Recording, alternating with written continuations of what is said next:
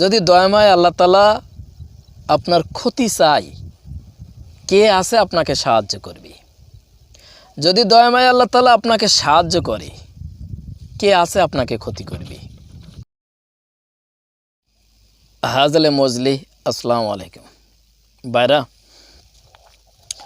সূরা নিসা আয়াত নাম্বার 48, এইখানে আল্লাহ তাআলা বললেন, নিঃসন্দেহে আল্লাহর সাথে শরীক স্থাপনের গুনাহ ক্ষমা করবেন না, তাছাড়া অন্য গুনাহ যাকে ইচ্ছা ক্ষমা করে দেবেন। আল্লাহ তাআলা করেছেন, ক্ষমা করতে পারেন, ক্ষমাই করে দেবেন। দেখেন ভাইরা, একটি ধ্যান ধারণা, একটি বিষয় আমি আপনাদেরকে দেই, আপনারা বুঝতে পারবেন। আপনি যদি শরীক স্থাপন করেন আল্লাহ তাআলার সাথে, কে আপনাকে সাহায্য করবে? যদি দয়াময় আল্লাহ তাআলা আপনার ক্ষতি চায়, কে আছে আপনাকে সাহায্য করবে? যদি দয়াময় আল্লাহ তাআলা আপনাকে সাহায্য করে, কে আছে আপনাকে ক্ষতি করবে? কারোর সামর্থ্য বা শক্তি নাই। কারণ কি, আল্লাহ তাআলাই সব কিছুর মালিক। দেখেন ভাইরা, এই পৃথিবীতে যা কিছু হয় কোনো না কোনো একটা ওসিলা হিসেবে হয়। যদি বলেন কেমন? দেখেন ভাইরা, আমি অন্যায় করতেছি, অত্যাচার করতেছি, সব কিছু ঠিক আছে, মাঝে মাঝে আল্লাহ তাআলা ঝড় দেয়, বৃষ্টি দেয়। এগুলো কেন দেয়? এই যে গাছগাছালি নষ্ট হয়, বিভিন্ন ফসল নষ্ট হয়, বিভিন্ন মানুষ কষ্ট পায়। আমি তো অন্যায় অত্যাচার করেছি, আমাকে তো আল্লাহ তাআলা মেরে দিলে, ধ্বংস করে দিলে ঠিক হয়ে যায়। কিন্তু আমাকে সরাসরি আল্লাহ তাআলা আঘাত না করে এই যে গাছপালাগুলো ধ্বংস হচ্ছে, তারপর অন্য অন্য প্রাণীরা ধ্বংস হচ্ছে, ক্ষতিগ্রস্তর মধ্যে পড়তেছে, তার মানে এর বিষয়টা কি? গাছপালা তো আল্লাহ তাআলার কাছে কখনো অপরাধ করে না। মানুষ এবং জিন বাদ দিয়ে আজ যা কিছু আছে, তাদের কোনো বিবেক নাই, তাদের কোনো হাসর নাসর নাই, তাদের কোনো বিচার কার্য হবে না। তাহলে তারা কেন ক্ষতিগ্রস্তর মধ্যে পড়ে? এইখানে আপনাকে বুঝতে হবে ভাই। দেখেন ভাইরা, এইগুলো আশেপাশে এইগুলো আল্লাহ তাআলা করছে কি জন্য? আমাকে বোঝার মতন পরিবেশ তৈরি করে দিচ্ছে। আল্লাহ তাআলা বলছে, দেখো তুমি যে অন্যায় অত্যাচার করতেছো, তোমাকে আমি ইচ্ছা করলে ধ্বংস করে দিতে পারি, কিন্তু আমি আল্লাহ তাআলা দেই না। তুমি তোমার আশেপাশে চতুর্পাশে খেয়াল করে দেখো, এখনও কি তুমি হিদায়াতের পথে আসতে চাও না? ভাই, আপনি যদি নিজেকে প্রশ্ন করেন, নিজেকে বারবার দেখেন, চিন্তা ভাবনা করেন, আজ সমাজে আপনি একটু খেয়াল করে দেখেন যে আপনার হাত আছে, পা আছে, চোখ আছে, সব কিছু ভালো, অর্থ সম্পদ আছে, আর এমন এমন অসহায় মানুষ আছে, তাদের কোনো সাইড দেখা যায় পড়ে গেছে, কোনো হাত নেই, কারোর পা নেই, ভিক্ষা করে খায়, কষ্টে জীবনযাপন খায়। আপনি যে খাবার খাচ্ছেন সেই খাবারটা তারা খায় না। আপনি যে খাবারটা ফেলে দিচ্ছেন, কুকুরেও খাচ্ছে, তার থেকে জঘন্য নিম্ন পর্যায়ের খাবার কিছু কিছু মানুষ খেয়ে থাকে। কারণটা কি? অত সম্পদ আল্লাহ তাআলা আপনাকে দিয়েছি, এইটা কি দেখে আপনার শিক্ষা গ্রহণ করতে পারেন না? এই যে সম্পদের বাহাদুরি আপনি করেন, হয়তো নিজেকে অনেক কিছু মনে করেন যে এই সম্পদ আমার, আরও সম্পদকে আপনি নিয়ে আসার জন্য আঁকড়ে ধরেন। কেন ভাই? এমন ঠিক প্রশ্ন কেন আপনার হৃদয়ে জাগে? আপনার কি ইচ্ছা জাগে না যে আমি আল্লাহ তাআলার মহব্বতে এই দুনিয়াতে কিছু অর্থ সম্পদ দান করি? দেখেন ভাইরা, অনেকে যারা অমুসলমান তারা প্রশ্ন করে থাকে যে আপনার মৃত্যুর পরে কোনো অবস্থান আর নাই, মৃত্যুর পরে কোনো পর্যায় নাই। তা আপনি চিন্তা করে দেখেন, মনে করেন যে যারা অমুসলমান তারা প্রশ্ন করছে যে একটি মানুষ মনে করেন যে বনে গেছে, বনে কাটকাটি গেছে বা মধু সংগ্রহ গেছে বা অন্য যে কোনো উদ্দেশ্যে তারা বনে গিয়েছে। এই সময় একটা হিংস্র জন্তু এসে, হিংস্র প্রাণী এসে, বাঘ অথবা দেখা যায় আপনার সিংহ এসে এই লোকটিকে খেয়ে ফেললো। এই লোকটি খেয়ে ফেললো, তারপর এই লোকটি খেয়ে ফেললো, তারপর দেখা যায় যে আছে ওই বাঘের যে আপনার পেশাব পায়খানা দেখা যায় বিভিন্ন জমিনে ছড়ে আছে, আবার ওই বাঘের পেশাব পায়খানা উপর থেকে চিল শগুন এসে মনে করে খেয়ে ফেললো। তাহলে এই লোকটা তো কী পর্যায়ে ধ্যান ধারণা হবে? আল্লাহ তাআলা বলেন, যখন কোনো মানুষ মৃত্যুবরণ করেন, কবরে রাখা হয়, তারপরে উপর থেকে লোকজন যখন চলে যায়, তখন তার কাছে দুইজন ফেরেশতা আসে। তখন ওই লোকটিকে বসায় প্রশ্ন করে যে আপনার মালিককে, দিন কি, আপনার নবীকে, এই প্রশ্ন করে। তাই এই লোকটি তো কেউ মাটিও দিল না। তারপর এই লোকটির আছে আপনার কোনো আত্মীয় স্বজনও জানল না। তাহলে এই লোকটিকে ফেরেশতারা সে কীভাবে বসাবে? এই ধরনের বিভিন্ন ধরনের প্রশ্ন মুসলমানরা করে থাকে। দেখেন আল্লাহ তাআলা কোরআন মাজিদের ভিতরে বলেছেন যে আমি হচ্ছে সর্বগুণের আধার, সর্বক্ষমতার মালিক আমি আল্লাহ তাআলা। আল্লাহ তাআলা ইচ্ছা যা কিছু করতে পারেন, কিন্তু অন্যায়ভাবে আল্লাহ তাআলা কারোর উপরে আঘাত করেন না, আঘাত আনেন না। কোনো যে মানুষকে আল্লাহ তাআলা অন্যায়ভাবে কিছু করেন না। আল্লাহ তাআলা পাক এবং পবিত্র, অতএব পবিত্র ব্যক্তি যদি আল্লাহ তাআলাকে বারবার ডাকে, আল্লাহ তাআলা সন্তুষ্টি হয়, আল্লাহ তাআলা খুশি হয়ে যায়। দেখেন ভাই, আপনি পৃথিবীর ভিতরে বিভিন্ন বিষয়ের উপর ধ্যান ধারণা দেন, আপনি দেখতে পাবেন যে কারা কারা কোন ধর্মের উপর প্রতিষ্ঠিত। আপনি যদি চিন্তা ভাবনা করেন যে বর্তমানে যারা অমুসলমান, যারা আল্লাহ তাআলা দিন থেকে সরে গেছে, তারা কিন্তু চাচ্ছে যে তাদের দিনটাই প্রতিষ্ঠিত করার জন্য, কিন্তু এই সত্যের পথে কারা বিভ্রান্ত মানুষকে আল্লাহ তাআলার রাস্তায় নিয়ে আসবে। আপনার এখন তো নবী রাসূলের দরজা বন্ধ, কোনো পয়গম্বর এই দুনিয়াতে এখন আর আসবে না। তাহলে আল্লাহ রাসূলের পথ থেকে এই যে বিভ্রান্তি মানুষ যে আপনার বিভিন্ন গুনাহের কাজে লিপ্ত হচ্ছে, তারা কলবের পরে তাদের ধ্যান ধারণা নাই, কলবের পরে মরিচা পড়ে গেছে। তাহলে এই যে বিভ্রান্তি মানুষকে কারা সত্যের পথে আহ্বান করবে? আমরা এক হাদিস থেকে জানতে পেরেছি যে আল্লাহ রাসূল বলেছেন যে আমার পরে আমার এগেনস্টে এই যুগের আলেমরা আমার এই দায়িত্ব পালন করবে। তা আলেম আপনি কাকে বলবেন? কোরআন হাদিস শিখলেই কি আলেম হয়ে যাবে? এ সম্পর্কে ভাই আমি ভিডিও দিয়েছি ইউটিউবের ভিতরে, আমার এই চ্যানেলের ভিতরে আছে। ওইখানে আমি সত্যের সন্ধান নামে একটি ভিডিও দিয়েছি, 1 ঘন্টা 30 মিনিট। ওই ভিডিওটা যদি আপনি দেখেন তাহলে মোটামুটি একটা ধারণা পেয়ে যাবেন। দেখেন ভাইরা, এই মাথায় টুপি দিয়েছি, মুখে দাড়ি রেখেছি, লম্বা জামা আছে, কোরআন হাদিসের পরে পাণ্ডিত্য জ্ঞান অর্জন করেছি, তাকে কি আপনি আলেম বলতে পারবেন? ইম্পসিবল। মূল ধারণা ভিতরের অবস্থা যদি পরিবর্তন না হয়, যদি আপনার কলবের অবস্থা যদি পরিবর্তন না হয়, তাহলে কখনো আপনি ওই দিদারের সংস্পর্শে আপনি যেতে পারবেন না। আল্লাহ তাআলার সন্তুষ্টির কাজই তো আপনি করেন না। আপনি এই স্যাম্পলগুলো রেখেছেন, এই সৌন্দর্যগুলো রেখেছেন মানুষকে দেখানোর জন্য, কিন্তু আপনার ভিতরের অবস্থা তো আল্লাহ তাআলা বোঝে যে আপনি কোন পর্যায়ের আধারে চলে যেতেছেন, কোন কাজ করলে আপনি কোন দিনের পরে প্রতিষ্ঠিত থাকবেন, এই ধরনের চিন্তাভাবনা আপনি জাগেন না। দেখেন ভাই, আমি যে কথাগুলো বলছি খাস বাংলা, এটা আপনার বোঝানোর জন্য আমি এই কথাগুলো নিয়ে আসতেছি। দেখেন ভাইরা, আল্লাহ রাসূল দুনিয়াতে এসেছে, আপনি যদি প্রথমে লক্ষ্য করেন, সৃষ্টির প্রথমে হযরত আদম আলাইহিস সালাম থেকে আল্লাহ রাসূল পর্যন্ত প্রত্যেক নবীদের দায়িত্ব ছিল বিভ্রান্তি মানুষকে, অর্থাৎ যারা পথভ্রষ্ট মানুষ হয়ে গেছে তাদেরকে সঠিক রাস্তায় নিয়ে আসার জন্য আপ্রাণ চেষ্টা করেছি। বিনিময়ে কষ্ট স্বীকার করেছি, ত্যাগ স্বীকার করেছি, মায়ের খেয়েছে, রক্তাক্ত হয়েছে। কেন ভাই? তাদের এই অবস্থা কেন হলো? একটাই উদ্দেশ্য ছিল, তাওহীদের বিরোধী যারা চলে গেছে তাদেরকে সঠিক রাস্তায় নিয়ে আসার জন্য। এইটাই ছিল তাদের প্রধান দায়িত্ব। কিন্তু বর্তমান ক্ষেত্রে ভাই আমরা এটাকে মূল্য দেই না, এইটার বিনিময়ে কিছু আমরা পাই না, এই জন্য আমরা এটা মূল্য দিতে চাই না। আগের যুগের ইসলাম আর বর্তমান যুগের ইসলাম তো একই না। তারা কষ্টের বিনিময়ে ইসলামকে প্রতিষ্ঠিত করেছে, আর আপনি এখন আরামায় সুখে জীবনযাপন করে আপনি কাটিয়ে যাচ্ছেন। এইটা কি আপনার ইসলাম? এটা কি আপনি ইবাদতের ভিতরে গণ্য করতে পারেন?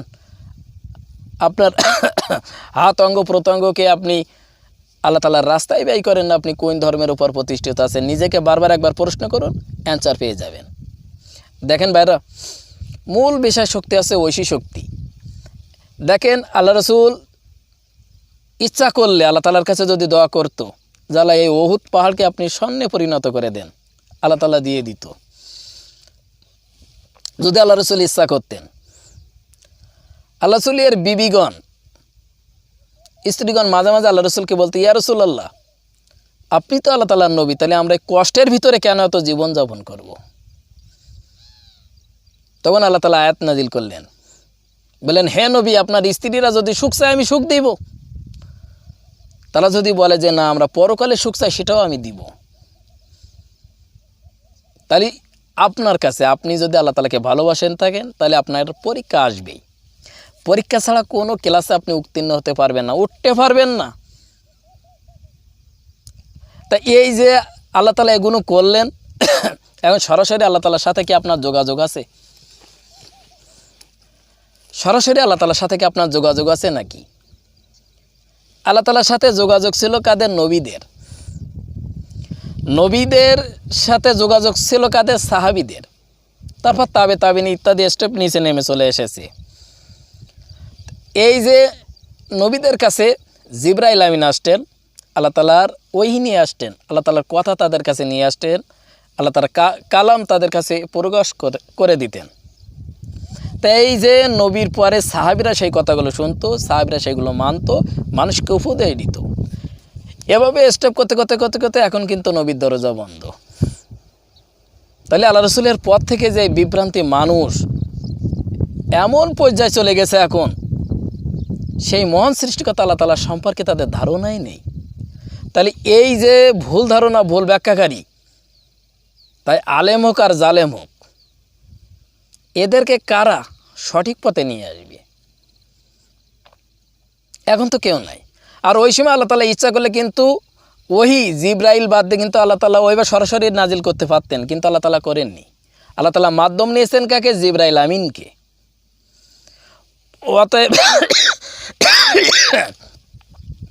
অতএব মাধ্যম ছাড়া আল্লাহ তাআলা কোনো কাজই করেন না।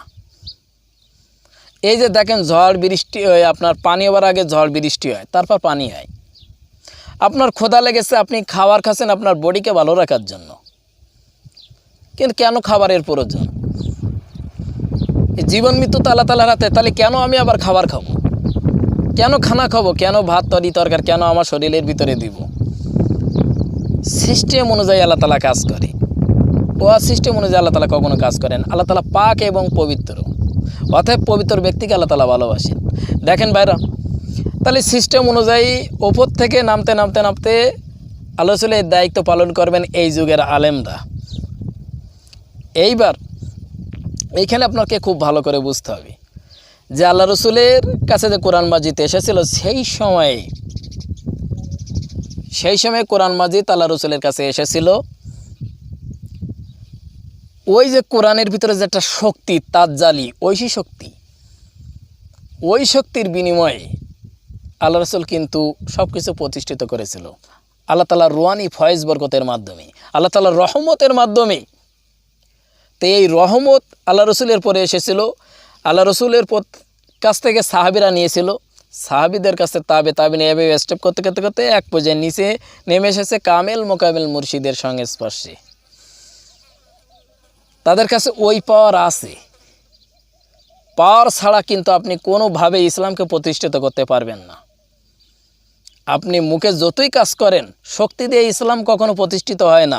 শক্তি দিয়ে বিভ্রান্তি মানুষকে কখনো আল্লাহ তাআলার রাস্তায় নিয়ে আসা যায় না, আপনার ভিতরের অবস্থা যদি পরিবর্তন না হয়। যদি আপনার ভিতরের অবস্থা পরিবর্তন না হয়, তাহলে আপনি কোন শক্তির বলে মানুষকে, বিভ্রান্তি মানুষকে এই পথে নিয়ে আসবেন? আপনার গায়ে যে শক্তি, তার থেকে দ্বিগুণ শক্তি আছে ইবলিস শয়তানের গায়ে। শক্তি দিয়ে ইসলাম প্রতিষ্ঠিত করবেন? আপনার ইবলিস শয়তান এখান থেকে চোখের পলকে সব জায়গায় যেতে পারে। আপনি কি এখন ইচ্ছা করলে যেতে পারবেন? শক্তি দিয়ে কখনো আল্লাহর দ্বীনকে প্রতিষ্ঠিত করা যায় না। আপনার ভিতরের অবস্থা যদি, কলবের অবস্থা যদি পরিবর্তন হয়, তাহলে আপনি সেই পর্যায়ে চলে যেতে পারবেন। তো এই কলবের ধারণা সম্পর্কে আপনার অন্যান্য ভিডিও আছে, আপনি ভিডিওগুলো দেখবেন, মোটামুটি একটা ধারণা বা কিছু সারাংশ আপনি পাবেন যে মূল বিষয়টা কি। তা দেখেন ভাইরা, স্টেপ বাই স্টেপ এই কামেল মোকামেল মুর্শিদের সংস্পর্শে এই শক্তি এসে অবস্থান করেছে, এই ঐশী শক্তি। ওই শক্তি, যে শক্তি জিবরাইল আমিন আল্লাহ রসুলের কলবের উপরে দিয়েছিল, পর্যায়ক্রমে স্টেপ করতে করতে করতে করতে এক পর্যায়ে এখন কামেল মোকামেল মুর্শিদের সংস্পর্শে এসে গেছে। যারা ভণ্ড তাদের কথা বাদ দিলাম, ভণ্ডদের কথা কিন্তু আমি এখানে নিয়ে আসতেছি না। ভণ্ড তো থাকবেই, যে জিনিসটা অরিজিনাল হয় তার ডুপ্লিকেট বিভিন্ন কোম্পানি কিন্তু বাইর করে। কারণ কি, অরিজিনালটা মার্কেটে বেশি চলে বেশি। তাই এই কামেল মোকামেল মুর্শিদ, ইনার হচ্ছে আল্লাহ প্রিয় লোক, কোরআন হাদিসের আলোকে থাকে, এর ডুপ্লিকেটটা অবশ্যই ইবলিস শয়তান তৈরি করবে। ইবলিসের পরিকল্পনা হবে ওর ডুপ্লিকেটটা আমি এমনভাবে তৈরি করে দেবো সমাজে, যাতে ভালো মানুষ বা খারাপ মানুষ সব যেন ওই রাস্তায় চলে যায়, তারা অরিজিনালটা বাদ দিয়ে যেন খারাপটার সংস্পর্শে বেশি যায়। বর্তমান ক্ষেত্রে ভাই আপনি এমনটি পাবেন। দেখেন ভাইরা, এই শক্তি এই কামেল মোকামেল মুর্শিদের সংস্পর্শে আসে, এসে অবস্থান করেছে। এখান থেকে যদি আপনি আপনার উস্তাদ মুর্শিদ শিক্ষাগুরুকে যদি আপনি ভালোভাবে চিনতে পারেন, তাহলে এই শক্তি আপনি অর্জন করতে পারবেন। তা নাহলে ইম্পসিবল, কখন আপনি এই শক্তি অর্জন করতে পারবেন না। অনেকে আবার প্রশ্ন করে থাকেন যে আমরা তো দীর্ঘদিন ধরে মুর্শিদের সংস্পর্শে যাই, কিন্তু আমরা সেই শক্তি অর্জন করতে পারি না। এরম ধরনের বিভ্রান্তি মানুষ আছে সমাজে অনেক। দেখেন ভাইরা, দুইটি বিষয় যদি আপনি স্টেপ মেনে চলতে পারেন, তাহলে কিন্তু আপনি আল্লাহ তাআলা দিদার পর্যন্ত আল্লাহ তাআলার নৈকট্য অর্জন করতে পারবেন।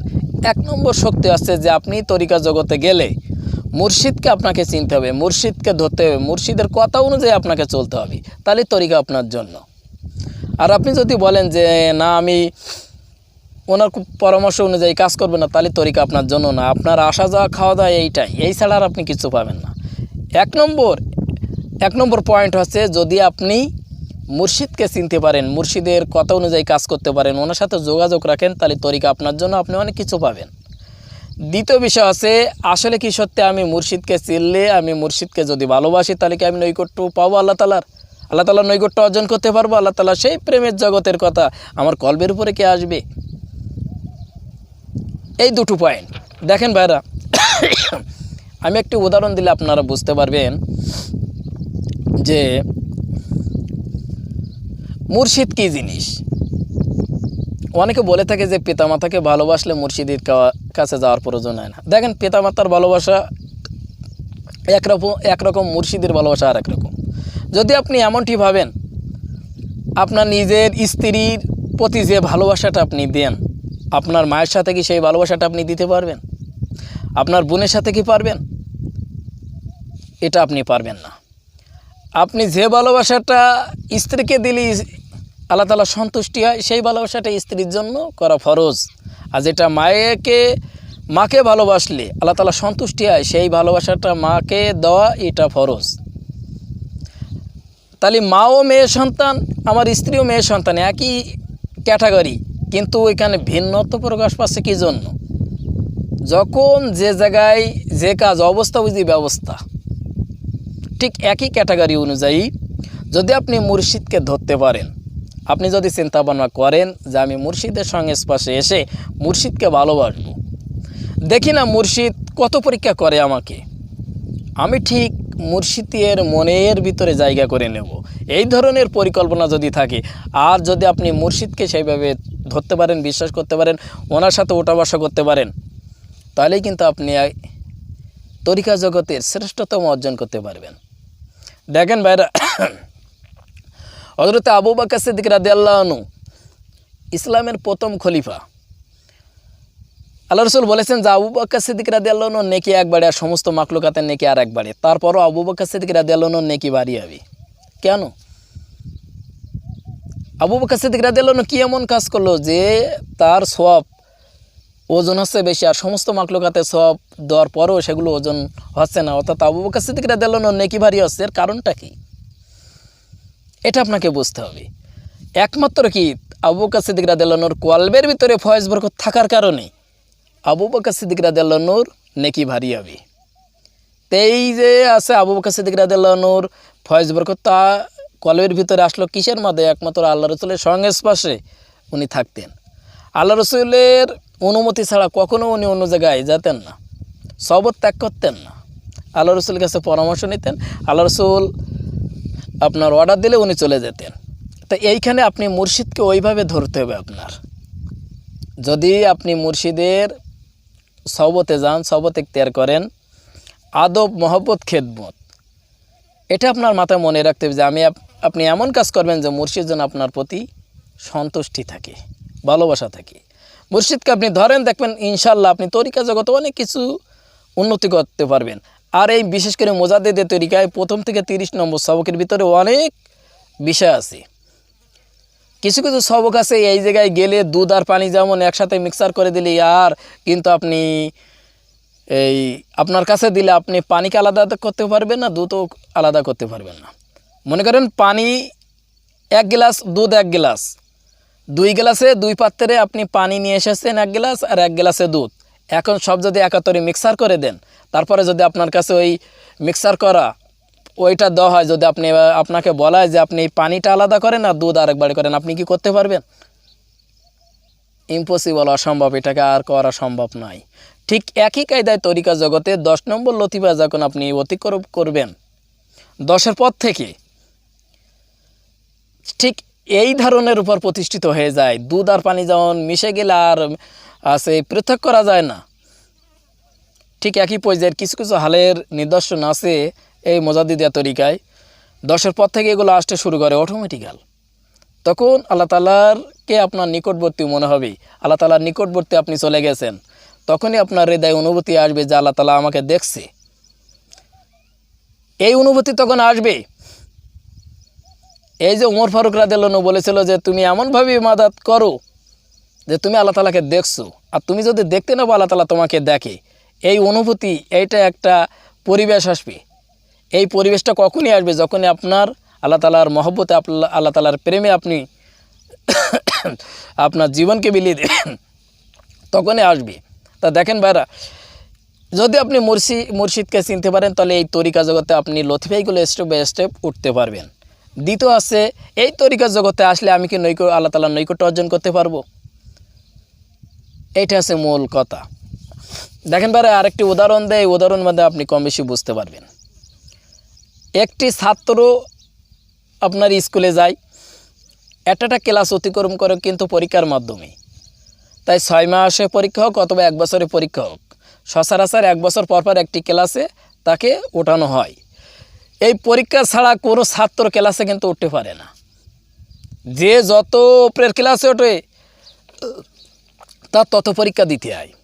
আপনি যদি 5 পাসের সার্টিফিকেট নিতে হয় তাহলে কিন্তু আপনার 1, 2, 3, 4 এগুলো অতিক্রম করে কিন্তু আপনার 5-এর সার্টিফিকেট অর্জন করতে হবে। অর্থাৎ এই নিচেরগুলো কিন্তু পরীক্ষা দিয়ে আসতে হবে, 1-2 দিনে কিন্তু সম্ভব না। তারপর 6 থেকে যদি আপনি 10 পর্যন্ত ওঠেন, 10-এর সার্টিফিকেট যদি আপনি নিতে চান, এসএসসি সার্টিফিকেট, কিন্তু এই যে 5 ক্লাসের পরীক্ষা আপনাকে দিতেই হবে, 5 বছর সময় লেগে যাবে। অর্থাৎ যত ওপরের ক্লাসে আপনি উঠবেন তত পরীক্ষা কিন্তু আপনার পরে অবশ্যই আসবে।